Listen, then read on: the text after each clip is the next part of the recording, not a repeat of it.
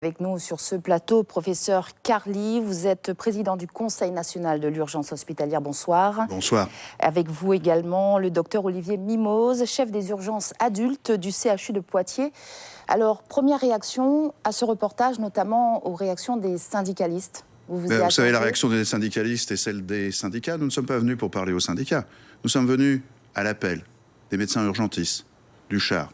Un appel qui a été entendu par le ministère de la Santé et qui nous a demandé, en tant qu'experts des urgences, de venir sur place, d'évaluer la réalité telle qu'elle avait été exprimée et d'analyser les solutions qui ont été proposées et qui peuvent être mises en place. Mais vous comprenez quand même leur inquiétude. Ils ont quand même participé à cette lutte. Ils ont organisé des marches, ils ont fait avancer le dossier. Vous les avez rencontrés quand même ? Nous les avons non seulement rencontrés, nous leur avons expliqué ce qu'il était important de faire dans ces circonstances, en leur disant que nous avions la possibilité de mettre en œuvre des mesures techniques pour que les urgences fonctionnent mieux, pour que le personnel y travaille de manière plus sereine, pour que les médecins urgentistes reprennent leur souffle et puissent apporter à la population de Guyane la meilleure qualité possible et la meilleure sécurité possible pour les soins. Alors, on va revenir tout à l'heure sur le rôle vraiment du Conseil national de l'urgence hospitalière, savoir si vous avez un réel pouvoir. Mais d'abord, votre réaction à vous sur ce marasme de la santé en Guyane. Alors, le marasme de la santé, nous avons vu, nous, les urgences. Notre spécialité, c'est l'urgence hospitalière, le SAMU et le SMUR. Nous avons donc été au contact des réalités que nous ont expliquées nos collègues, qui, vous le savez, les ont amenés à manifester bruyamment leur inquiétude avec leur présentation de démission. Et même dans ces circonstances, nous avons remarqué très clairement que leur investissement pour essayer de faire mieux, pour que les personnels qui travaillent avec eux travaillent mieux, cette motivation, elle était énorme. Même dans ces circonstances de crise, ils font le maximum pour assurer la qualité et la sécurité. Alors je crois que de toute façon, le rôle des urgentistes n'est pas mis en cause. On a l'impression qu'au-delà des problèmes de moyens, il y a un problème de management, de gestion. Est-ce que vous avez perçu ce problème ? Oui, le sujet, il est clair. Et c'est pour ça que dans notre mission, dans la lettre qu'a écrite le ministère de la Santé, nous demandons d'être ici avec vous, il y a une partie médiation.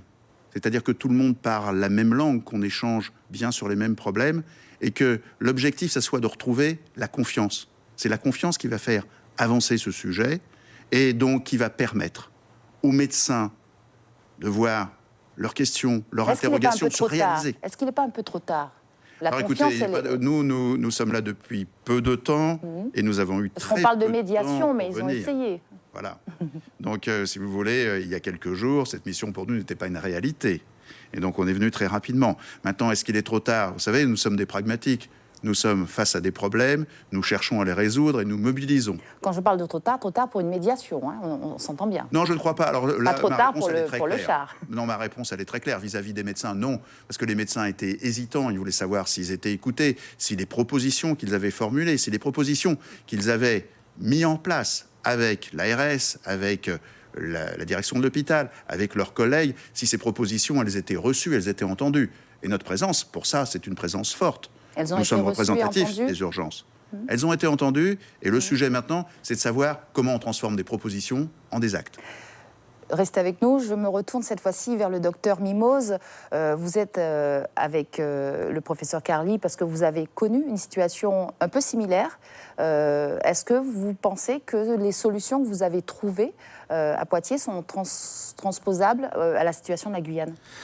Oui, tout à fait. Je crois d'abord que le problème des urgences, c'est pas un problème d'un service, c'est un problème d'un hôpital dans sa globalité. Je crois qu'il faut que l'ensemble de la communauté médicale se mobilise pour prendre en charge les urgences. Je crois que ça, c'est déjà une première étape qui est importante, mobiliser l'ensemble des praticiens pour que, finalement, tout le monde s'occupe des patients. Alors, les praticiens sont mobilisés.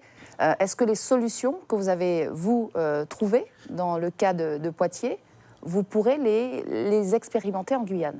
Je pense que l'équipe effectivement médicale de Guyane peut l'expérimenter. D'une part, effectivement, par cette mobilisation au niveau, on va dire, de l'hôpital de Cayenne, mais pas uniquement. Je crois que... Vous avez des exemples précis de... Oui, donc à Poitiers, donc en fait, je travaille maintenant dans la Vienne. En fait, le problème était pour nous d'avoir, d'une part, l'hôpital majeur, hein, qui pour moi est Poitiers, mais également les hôpitaux périphériques, on en avait 3, 2 de proximité et un hôpital, on va dire, intermédiaire, puissent fonctionner dans de bonnes conditions. Ce n'était pas le cas il y a encore 3 ans.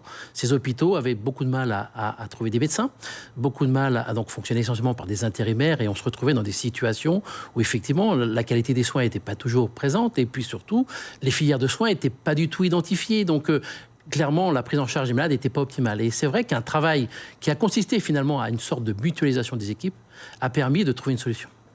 Professeur Carli, merci docteur Mimose. Professeur Carli, pour conclure, quelles sont les solutions que vous avez déjà peut-être trouvées? Alors, je ne vais pas vous donner toutes les solutions, puisque d'abord, nous n'avons pas encore fini les consultations, mais je vais vous donner les grandes lignes. Les choses simples, que les gens comprennent bien. Rapidement. Il y a des sujets qui sont clairs. Organisation des urgences, organisation des parcours de soins dans les urgences, diminuer l'attente, qui exerce une pression énorme, à la fois sur les gens qui attendent et sur les équipes qui sont dans les urgences. Organiser ces parcours pour que plus vite les patients les plus graves soient pris en charge, mais que les autres aussi ne restent pas aux urgences. Donc, tous ces éléments-là, ils sont importants. Je vais souligner aussi la pédiatrie. Les urgences du Char jouent un rôle énorme dans le parcours de pédiatrie. Et donc, formaliser, organiser mieux les locaux, tout ça, c'est des pistes qui peuvent très rapidement. Vous admettez quand même que la situation de la Guyane est très particulière? La situation de la Guyane est très particulière. Elle est très particulière pour les urgences. Vous avez évoqué le problème de santé plus général, qui n'est pas ma mission, mais c'est aussi un département français formidable. Et pour les médecins, la médecine en Guyane, c'est des choses que nous ne voyons pas dans les départements de métropole, et c'est très attirant pour les médecins. Dernière question, mais en 2 secondes. Prochaine étape, vous allez rédiger un rapport. Dans combien de temps aurons-nous les résultats de ce rapport? Alors, ce rapport, nous allons le remettre à la direction du ministère qui nous a mandatés. Ces solutions et les propositions que nous analysons vont être rendues très vite. Et ensuite, avec le ministère, l'ARS, ces éléments-là, eh bien, il y aura le feu vert pour un certain nombre de points. Et ça peut aller très rapidement. En tout cas, vous l'avez compris, c'est une mission flash pour des résultats flash.